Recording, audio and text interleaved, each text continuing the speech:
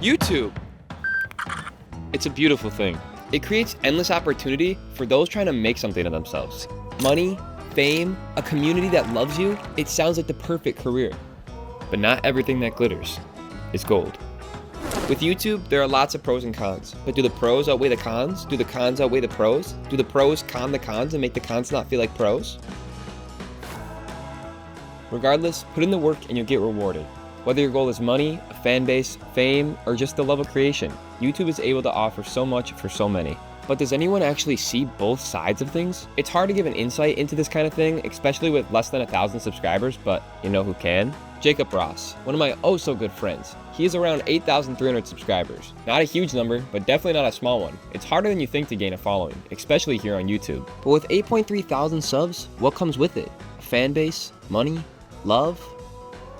Why did I write down love? Well, if you're as interested as I am, it's time for An interview.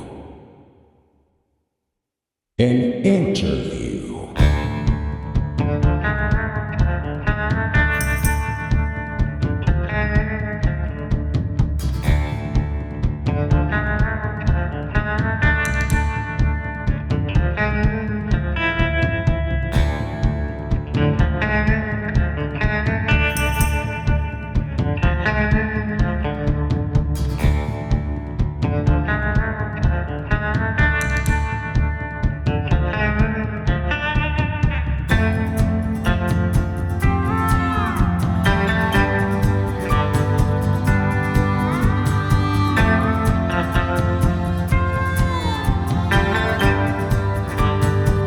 Oh, what's up, man? Jakob Ross, everybody. Yay! Hello. So we're just going to start out with a little bit of background about who Jakob is and what kind of channel he has. My name is Jakob Ross. I am a YouTuber, and most of my channel is about like film-related stuff, video essays, short films, just anything I'm passionate about making. Yeah, I mean, I love doing what I do. It's fun. Starting out, what inspired you to start your YouTube channel? Well, I was always making videos when I was really young. That kind of transitioned throughout middle school and high school to like different things and getting interested in different topics. And I was always about movies, doing video essays about anything movie related. How did you choose your niche for your channel? I don't know. I never really chose it. Just kind of like, just came to me, I guess. Like it was just always what I was interested in. So I was like, I want to translate that into what I make. What are some key challenges you faced when starting up YouTube and making content for the world to see? I feel like editing is the hardest thing because like I'd always go into making a video with like the idea, but like how to actually make it and edit it was always very difficult for me. So I feel like that was probably like the hardest thing was like the editing and figuring out how to plan ahead before starting. Balance. How do you manage your time balancing school, work, and a YouTube channel? I don't. It's really hard. You go to work and then when you're at work, you're like, fuck, I really just want to like make a video right now. Or like you have the inspiration to do something. Any free time that I have, I just try to use that time to create. How do you engage with your audience to maintain a relationship with yourself and the viewer? I always try to keep in touch with my viewers through like my community posts, behind the scenes stuff, like what I'm working on, like, hey, this is gonna take a while. So like, I just try to keep in touch with them that way. I feel like that's probably one of the best, but I feel like there are better ways that I'm just gonna eventually make my way towards, like maybe like Discord servers or a Patreon. So that way I can reach out to them more closely and be like, hey, you know, where should the channel go? What should we do? And like maybe add some more viewer interaction with future videos. How do you handle negative comments or feedback? I always like constructive criticism. Like if somebody has something to say that I can actually work on, I like to hear it. Like if somebody's just like, oh, this video is shit, I'm not gonna take anything away from that. So if somebody's like, make your videos shorter, or you should flesh out this aspect or talk more about this topic, like, oh, you didn't give enough insight on this, that's something that I like to hear. But like most negative feedback, I'm like, I just choose to ignore. Like if somebody's like, oh, this video sucks, I'm just like, oh, whatever, that's your opinion. I think it's great. Now something that I know everyone is interested in. Money. Fuck yeah. With having close to 10,000 subscribers, is the monetization from YouTube enough to maintain a living off of? Right now, no. That's why I have a separate job, but Hopefully in the future that'll change. I feel like it's also because of like the amount of content I put out. With a lot of people, you have to put out more content and you receive more money. It's really different with everybody. But right now, no, definitely not. So hopefully that changes in the future. Can you discuss a little bit of like your AdSense and stuff like that? Well, I don't make a lot. I think the most that I've actually seen is from that Death of Movie Posters video that blew up. Despite it having 100,000 views, I only got about like $200 from that. And that still ain't paying the bills. Have you ever got any sponsorships or anything like that? I have. A few people have reached out, but I think a lot of them are scams.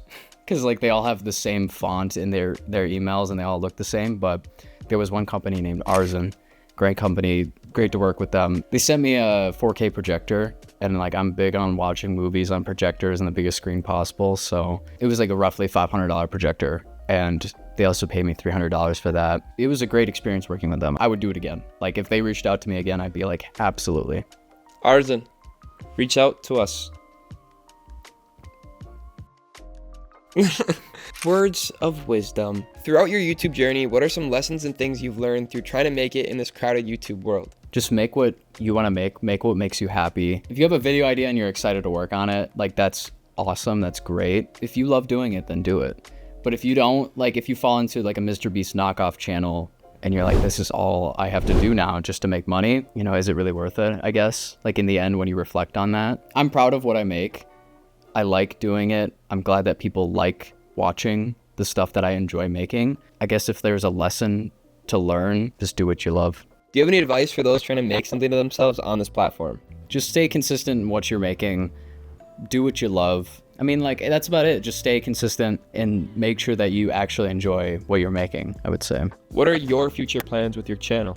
Continue working on short films, keep working on video essays, keep fighting the YouTube copyright system. Like it's so hard. I hate it. But, you know, it's what I love doing, and I want people to see what I'm making. So, you know, you got to fight for what you love. So yeah, more video essays, more reviews. I want to kind of expand out what I've been doing rather than just staying in the video essay bubble. You know, I want to kind of branch out of that at least a little bit, but expect more of what's already been going on the channel. Personal impact. How has being a YouTuber impacted your personal life? Well, I don't vlog, so I'm not like whenever I'm hanging out with people, I'm not like, oh, this is a great time to film. You know, like I'm not like one of those channels. So a lot of times I'll be thinking, like all the time I'm thinking about what to make next. Like I have a huge note on my notes app just filled with video ideas, whether I'm gonna make them or not. Like probably not, like a lot of them definitely not, but just so I have like everything tracked down. So if I ended up forgetting a good idea, I can go back and be like, oh yeah, I forgot I was gonna make a review about this movie, or I was gonna talk about movie theaters or something like that. So I feel like the biggest impact is that just a lot of the time I'm often thinking about what to do next. It's just been on my mind a lot since I've started. What do you enjoy most about being a YouTuber, and what do you find most challenging? I like to create things. I like to create, like, I just like editing. Like I want to be an editor probably for like films and movies. That process is probably the most enjoyable for me. Like filming is great. I love that whole process, like collaboration. It's a great experience, even if it's just by myself, like just being able to set up everything and just to sit down and start recording and just kind of get into that mindset is really enjoyable for me. Like I crave that high, like I get a high off of it. It's fun. I don't want to stop doing it. I want to keep doing it. I want to like do it for as long as I can. And just for as long as people are watching and caring about what I actually do, you know, that's all I care about. I feel like one of the main challenges though is just like, you can't predict how people are going to react to these videos. I feel like another thing that plays into it is the algorithm of YouTube is like a big challenge in itself, because you gotta hit all the markers in the algorithm for it to kind of blow up.